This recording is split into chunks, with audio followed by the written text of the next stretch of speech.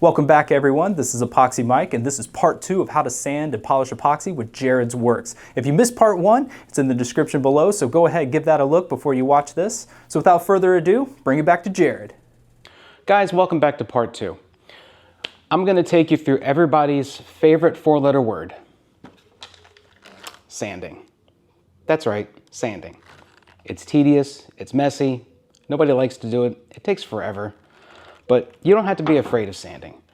Sanding is the process of where you're taking this unfinished piece in the size that you want it, and you're going to smooth that surface down. You're going to cut it down, you're going to get it smooth as possible, and you're going to get the best finish that you can just by sanding.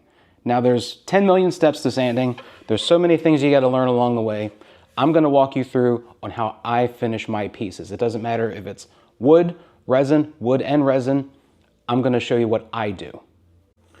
So why don't we talk briefly about what we're sanding and why we're sanding. So when you have your piece out of a mold, or you finish with your resin with the natural top, it can be a little bit smooth, but that's not going to give you a glossy finish. Now think of this as a microscopic level. So when you're sanding, you're taking that surface and you're making it wavy. You're introducing all these scratches. These are all the little deep scratches right here, and there's your surface. As you're sanding, you're taking that and you're cutting it down, and then you're leveling it back out as you get with the finer and finer grits until you're flat. That flat surface is your glass finish. That's what you're trying to achieve. So you go from this to rough, to eventually smoother, and the smoothest and flat, and then you polish. That's why we sand. That's what we need to get to. This is basically the exact same principle behind automotive bodywork. So let me walk you through the evolution of how I've done my pieces. I first started off with using this guy right here, a cordless random orbital sander. It's great. It did the job for many, many years for me. But then I got tired of the batteries and charging them and waiting. So I changed to one that had a cord. So this is just one from Home Depot, and this has served me very well for many years. But I always struggle with dust. Always, always, always. So I figured I'd go ahead and connect this to my dust collector, and it did great, but it just wasn't designed for that kind of purpose. So you can go and spend gobs and gobs of money on all of these very expensive extractors and so forth. I'm fortunate that I have a dust collector, so I got this. This is the 3M extract. I got it hooked up to my dust collector, and this is not cheap, not expensive, but not cheap, and it's done very, very well for me, and I'm very, very happy with it. Now you will notice while I have it stored, I don't have the sanding pad resting on the flat surface. I always have it propped up, because if you put it down like this, you're going to cause an indentation on the bottom of the piece, or the edge of the pad that is, and it's going to cause irregularities in your sanding work. So we're about ready to get started, but there's a few things we need to do first. I like to clean my surface with some denatured alcohol. That'll get rid of any of the residue left over from the last step that you did. Just give it just a mist, wipe it off with a clean paper towel. That'll get rid of any sediment, any residue, and that'll give you a good start to your next step in the process that you're going to take with your piece. Now, also it's important, think about your body, think about protecting yourself. I like to wear a respirator, keep the dust out of my lungs. It's never worth it. I do have a dust extractor set up for my sander that also helps, but you can never be too safe. So we're going to get started. We're going to sand this at 100 grit. Now when I do this, I make my passes up, down, up, down, up, down, up, down, and I crisscross. After I make that pass, we're going to blow this out with compressed air. Even though we're using extraction, it's still going to get packed up. So I just give it a little dusting of compressed air just to clean off the disc. I wipe this off, and then I give it another pass just as a cleanup. So why don't we go ahead and get started, and I'll show you exactly what I'm going to do. Now, when I do this, there's another tip I wanted to give you. you don't want to push down on the sander. This is important. You push down, you're going to get unwanted marks in your piece. You ever see something finished in epoxy and it has little tiny squigglies like little pigtails? That's because any dust or debris that gets trapped on the disc, it gets swirled around because this is a random orbital spinning sander. So any of those little dust or debris pieces that get stuck in here are going to get shoved into your surface while you're sanding if you're forcing this down. I like to just support the hose because it'll cause some odd angles, and I just literally hold the sander in place and I let the weight of the tool apply the pressure. I don't use my hands to put any pressure on it. This is very important. This can make the difference between a great piece and an amazing piece.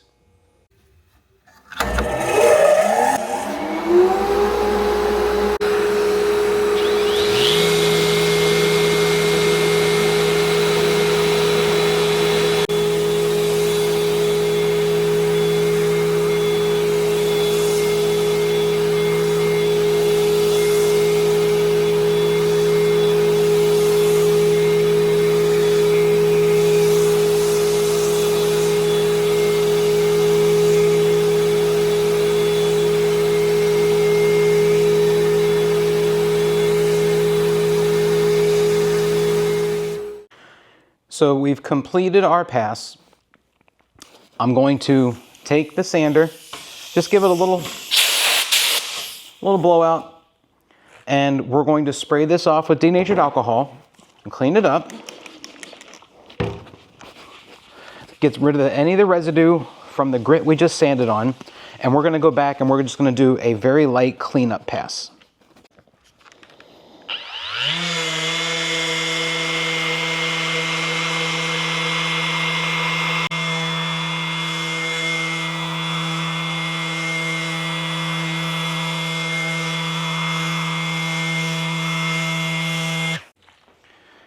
Now that we've got this done, we're going to spray it off once again. We're going to clean the panel. We're going to be doing this a lot. Just inspecting, running your hand over it, feel for anything irregular on the surface. This feels good. You also want to give it a good visual checkup to see if you see any kind of marks or anything, because this is the time now that you want to go back and do more passes and take care of this. So this is looking good. So now what I'm going to do is I'm going to move on and do all the other sides of this. I'm going to do all the corners. I'm going to flip it over. I'm going to do the bottom. I'm not going to show you that because this is just, well, kind of boring. But we're going to do this all the way around every single grit. So now we're done with sanding to a certain point. We stopped at 320 grit. You've seen me go through the grits. So we're at the point right now, we're not ready to wet sand. We're stopping at 320.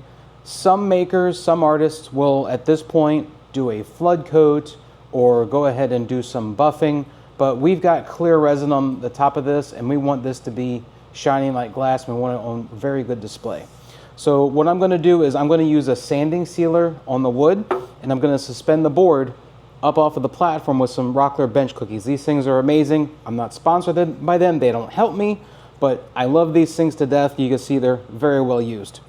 So we're going to go ahead and get the board raised off of the platform because we don't want the sanding sealer to touch any other surface underneath of it. So I'm actually going to do this with the clear side down, and I'm going to have the Rockler bench cookies touching the resin itself and not touching the wood. So we're going to need some rubber gloves. We need our sanding sealer. Now there's no way around this. You're going to make a mess. This stuff smells. You got to put gloves on. You have to. There's no way you can do this without making a mess. You're just literally just going to pour on a generous amount, and you don't really even need to massage it in. You just need to give it a good coat. Now this does nothing for the resin. What sanding sealer does is it absorbs into the wood and it helps seal up the pores. So when you go to sand at your next grit, it's going to guarantee you're going to get the best, smoothest finish possible. We're going to need a little bit more here. Now the one thing about the sanding sealer is the lids can sometimes get caked on. They can be a bit of a bear to take off. So I always make sure when I'm done with my sanding sealer that I wipe off the top and I wipe off the inside of the cap with some denatured alcohol just to clean it up. And we're just gonna chunk it on here. I will add links to the video showing where I get all the products that I use.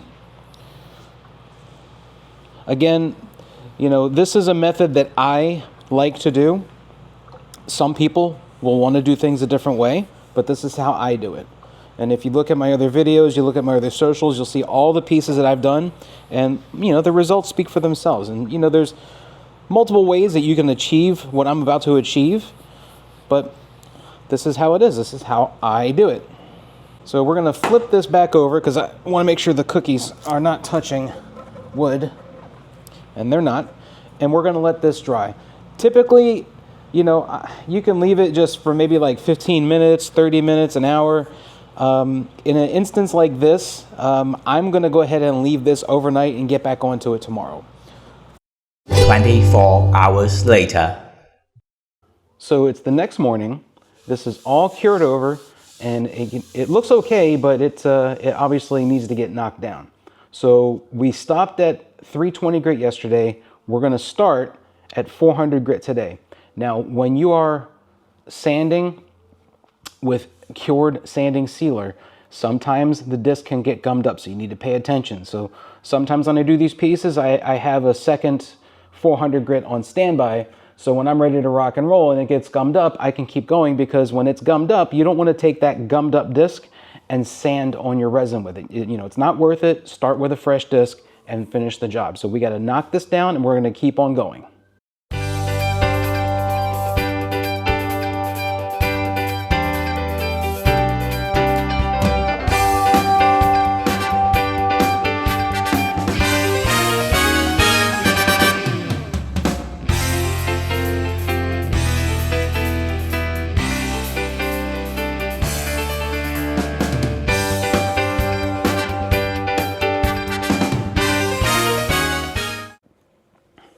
Three, two, one. We've got our dry sanding done on the top and on the bottom and on the sides. So now we're going to prepare for our next stages of the finishing process. On the bottom, I'm going to leave it as it is, except I'm going to finish it with WiseBond's old number 9 wood wax. I'm going to use this, and I'm going to use a buffing pad, and we'll get that finish that we want to. It's going to leave a really nice natural sheen, and it's just going to be absolutely beautiful and stunning. On the tops and on the sides, we're gonna go ahead and finish wet sanding this all the way to 8,000 grit. That's right, we're gonna go from 800 to 8,000 grit, and we're gonna go ahead and polish. So when I do the polishing on this, I'm gonna use various compounds. I'm gonna show you my entire step throughout this process, okay? So you can see my work area now. We're preparing for wet sanding. So I've got some silicone mats down on my table saw here as my primary work surface. I don't want to get any water on the table saw. Obviously, you know, bare metal and water equals rust. That's bad. So I protect it. I got just an old household towel that's decommissioned that I put down as well to help absorb the water. And again, my Rockler bench cookies. I absolutely love these things. They have such an amazing purpose throughout my shop. I use them all the time. These things are amazing. I cannot say enough good things about them. So we did all of our dry sanding at 5 inches with our random orbital sander. We're now going to switch up to 6 inches for our wet sanding, and I just use a rigid 6-inch random orbital sander. I do have an extra thick sanding pad on here. Very important, just a little tip for you guys: when you're storing your sanders, you don't want to leave them sitting like this or off to the side. You don't want to have the edge of these pads touching your work surface, because you can cause indentations in them and just, you know, get irregularities in your finish. So I always like to store mine either this section protected to keep it elevated off, or when I'm in the middle of working, I keep it upside down. Now for this, I'm gonna go from 800 grit to 2000 grit using just traditional thin automotive body discs. When I get to 3000 grit, we're going to go ahead and switch to the 3M Trizac discs. I'm going to go 3000, 5000, and 8000. Now, because of the limited amount of wear that these discs get, I use them over and over and over. And I always I keep these lids from my mixing cups, and I store them this way. I put a little like some kind of weight on it to keep it held down. And just a little tip for you guys if you want to, you know, make your get your bang for the buck.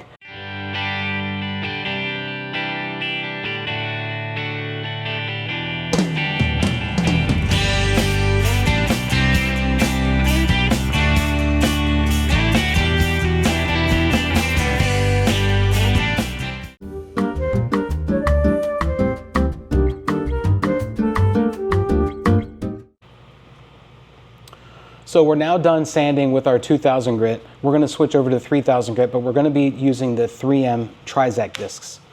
These are essentially like a little foam pad. This is really where you really start with micro polishing. They don't really have that great of a sanding effect on the wood, but on the resin, it's going to make a big difference. So we need to give it a generous spray of our water on the disc itself. We'll give a nice mist on the piece.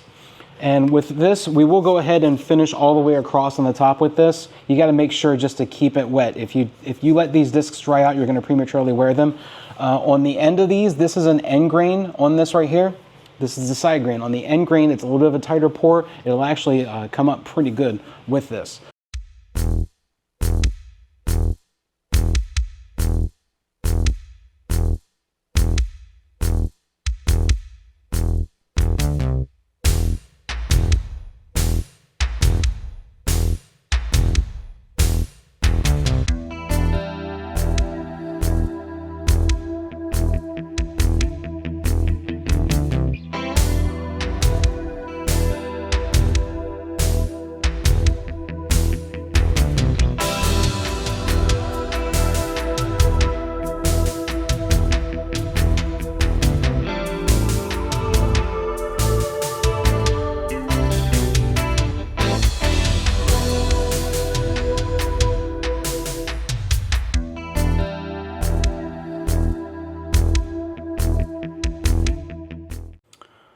All right, all of our sanding is done. We're going to go ahead and wipe off the excess water.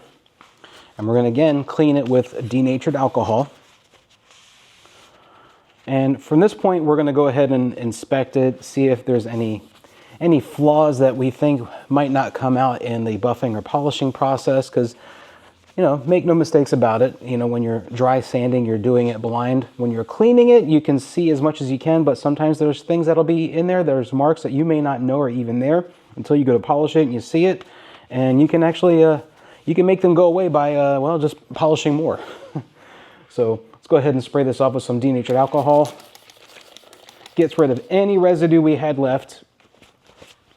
Gives us a nice clean slate for our polishing process.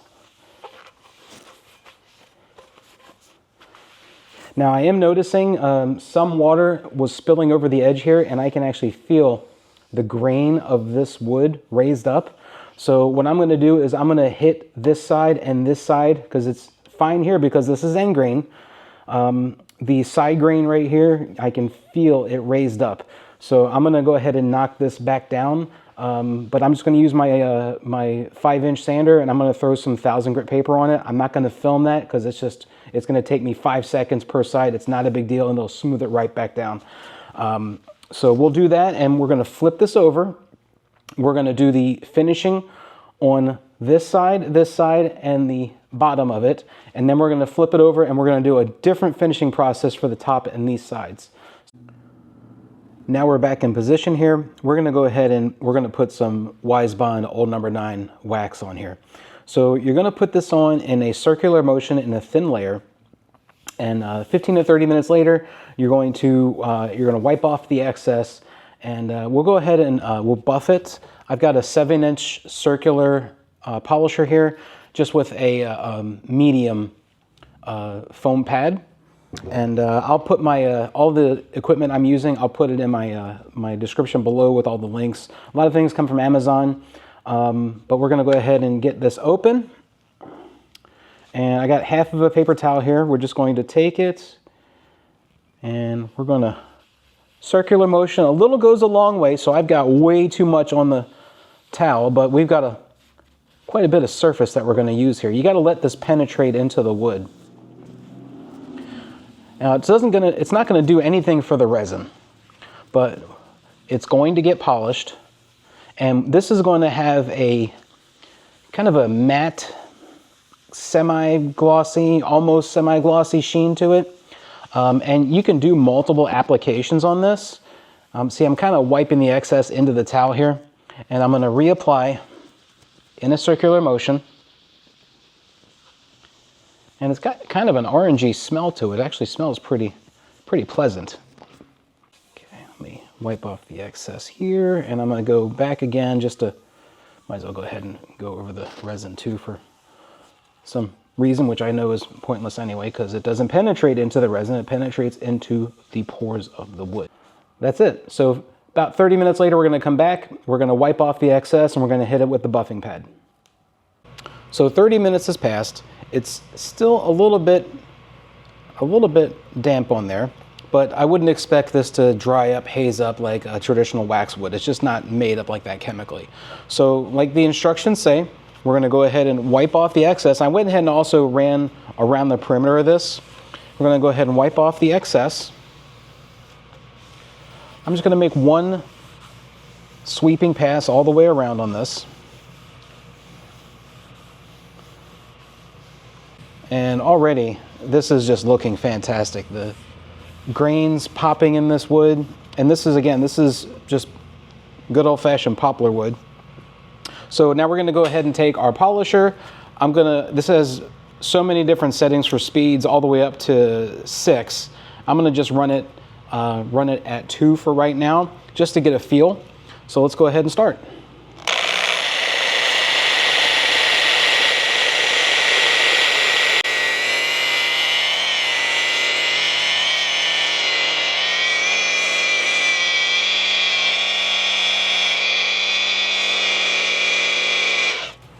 So we'll take a clean microfiber towel, just give it a little hand buff here.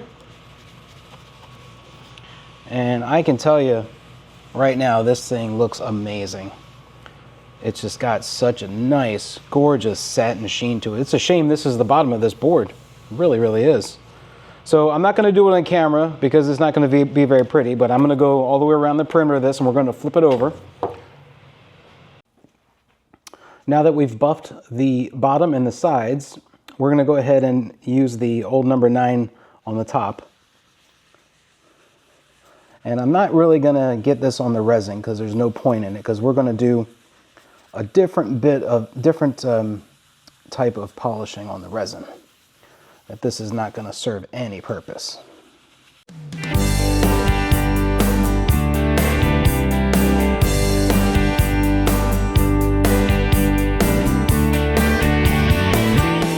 If this was a cube that I was working on, then what I would do is I would use Yorkshire grit on the resin and the wood together. I would be using my benchtop buffer, and then I would hit it with my polisher with a wool pad and then go to those other steps. So we're bypassing a lot of this process by doing the wood finishing with the old number 9, but the results we're going to get with this are going to be nothing short of stellar. All right. Let's go ahead and wipe off the excess. And we'll hit this with the buffing pad. And then we're going to work on the center clear part here.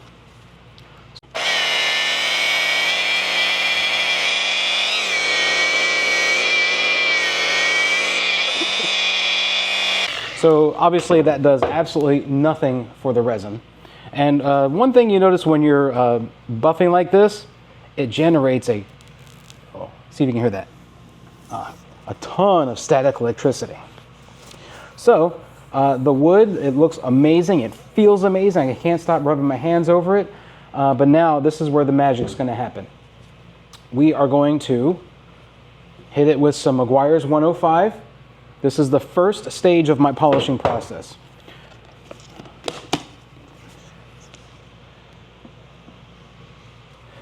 And I'm going to use a wool pad for this.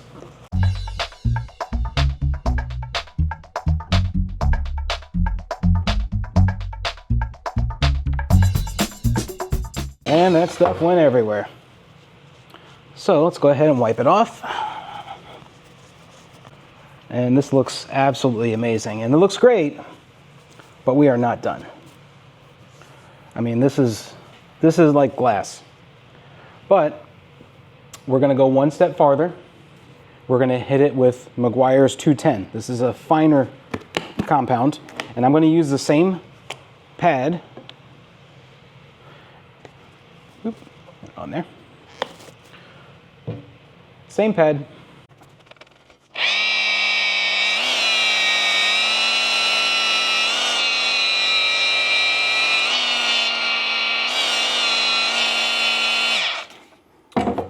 Wipe it off again.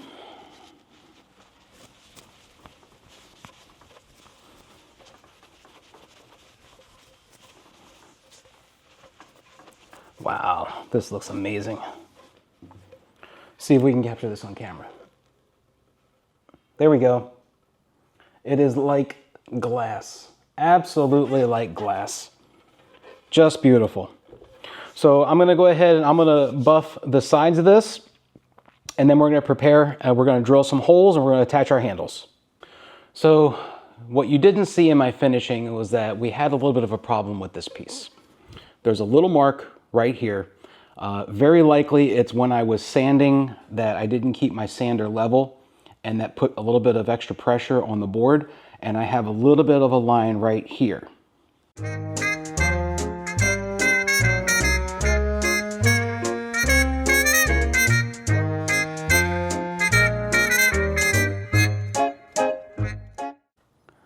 Well, now we're done wet sanding and polishing this again, and it looks much better.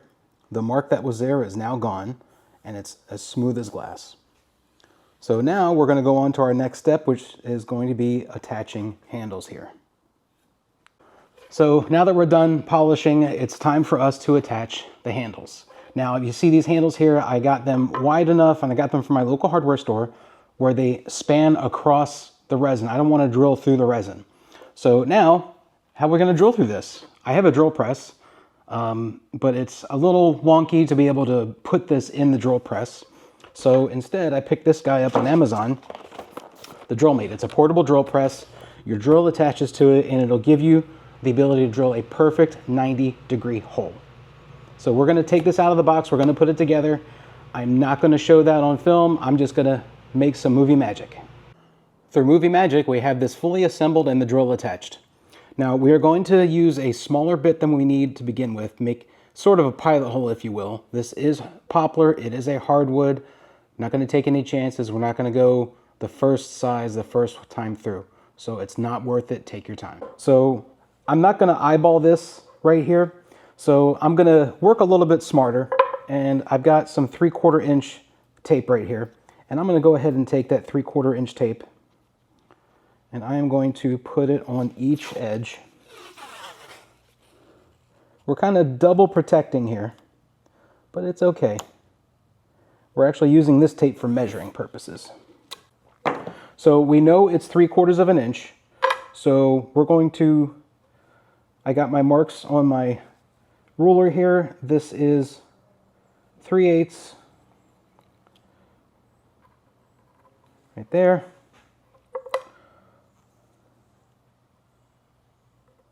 Right there. So I've got my marks. I've got this little adjustable, I'm not going to call it a sliding rule, but it's a square, it's adjustable. It's got all these little tiny slots where I can put my pencil tip, and it's got a mark here for 3/8 inch. So I can go here and I can just mark all the way down.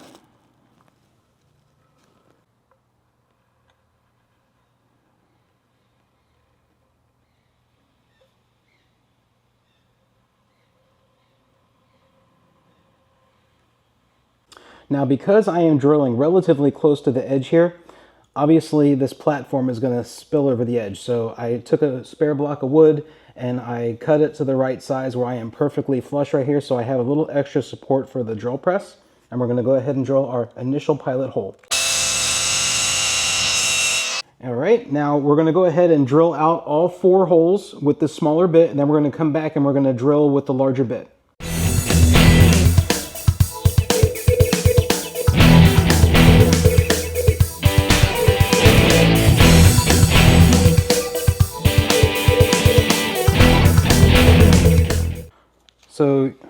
Let's go ahead and peel the tape off here. And I think we're looking okay. We've got very minimal bulging out from the drilling. That makes me very, very happy.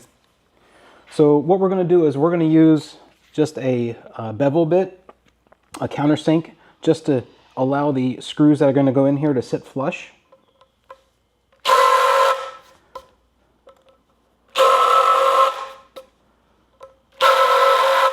I'm not putting any pressure, I'm just letting the tool do the work.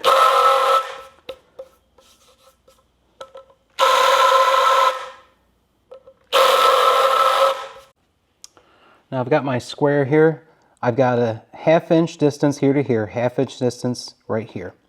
So this is where I'm going to drill my hole to put the foot. We're going to put a foot at each corner of this.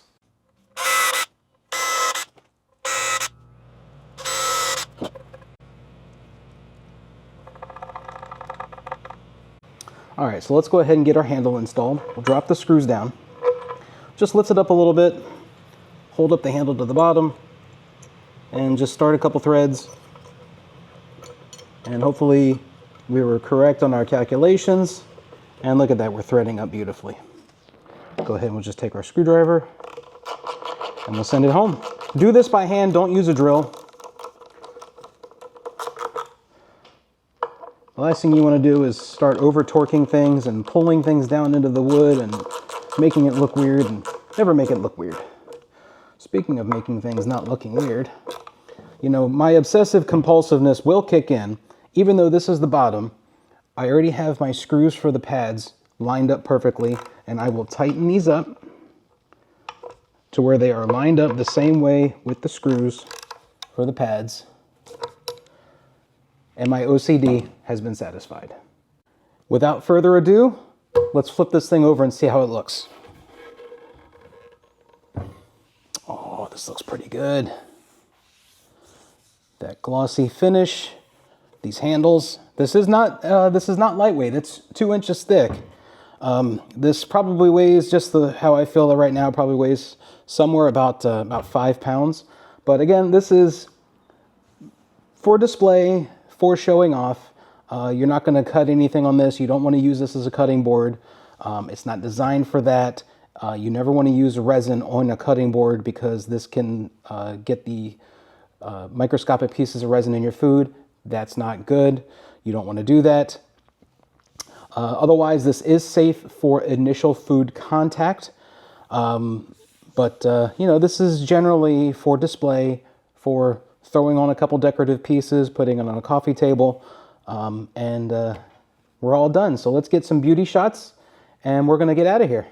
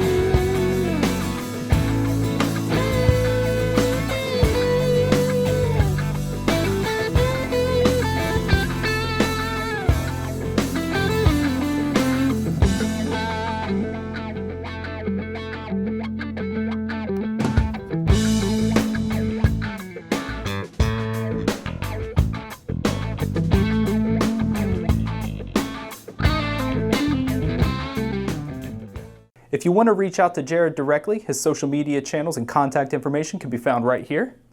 Or if you have any questions or suggestions for new videos, comment below or shoot us an email. Get you some!